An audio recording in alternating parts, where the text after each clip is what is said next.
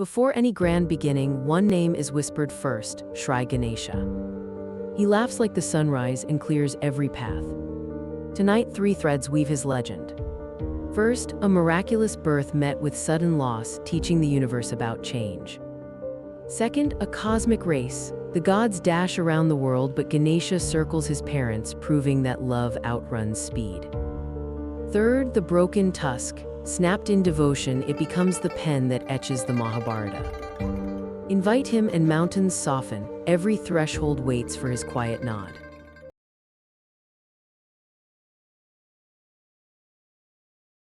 High on Mount Kailasa, Shiva drifted in meditation while cosmic tempests curled around him. In a quiet alcove, Parvati readied her sacred bath, mind steady as mountain rock.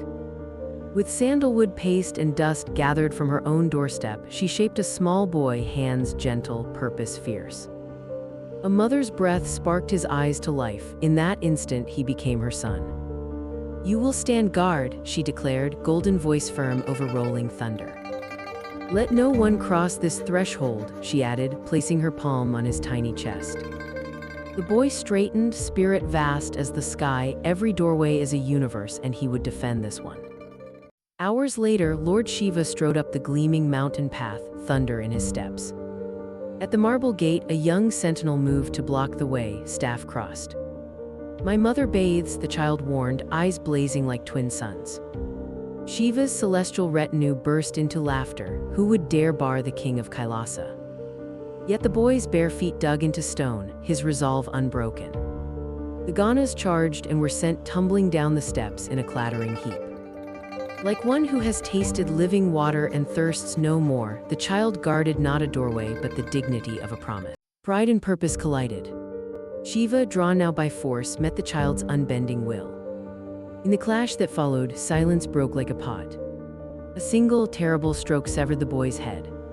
The world paused.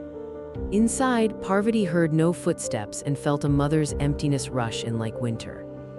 Grief turned to power, the mountain of snow trembled. When a mother's tears fall, even distant heavens pause to listen. Parvati blazed into Mahashakti, a radiance mortals couldn't bear. Her voice thundered, "Return my child, or the universe will taste sorrow." Shiva, humbled, commanded his followers, "Bring the first north-facing life you see." They found a gentle elephant asleep beneath an ancient banyan. Its noble head was given, placed upon the silent boy. Breath rushed back, Parvati gathered her son with boundless relief. Shiva blessed him, "Ganapati, before every beginning, all will honor you."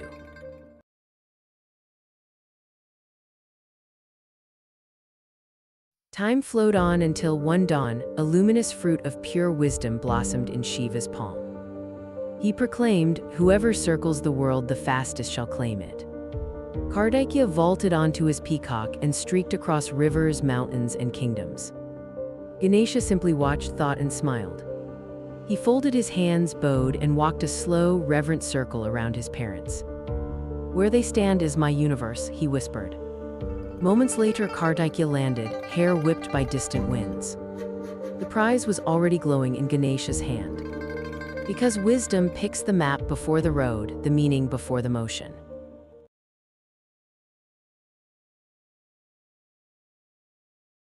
Under a clear midnight sky, the moon, Chandra, gleamed with mirror-bright pride.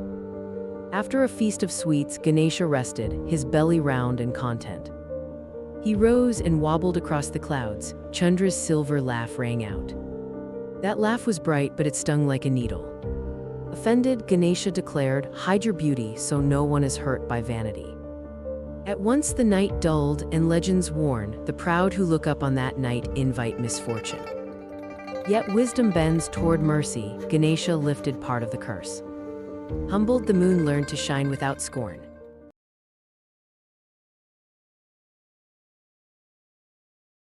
When the sage Vyasa sought a scribe strong enough to catch the torrent of the Mahabharata, only Ganesha dared.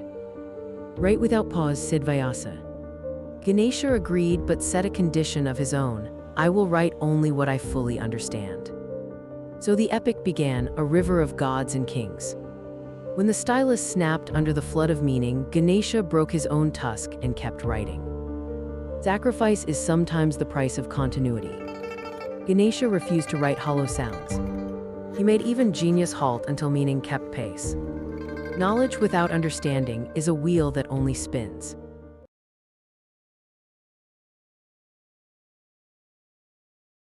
So he is called Vighnaharta, the Lord who removes and sometimes places obstacles so we learn to choose the wiser path.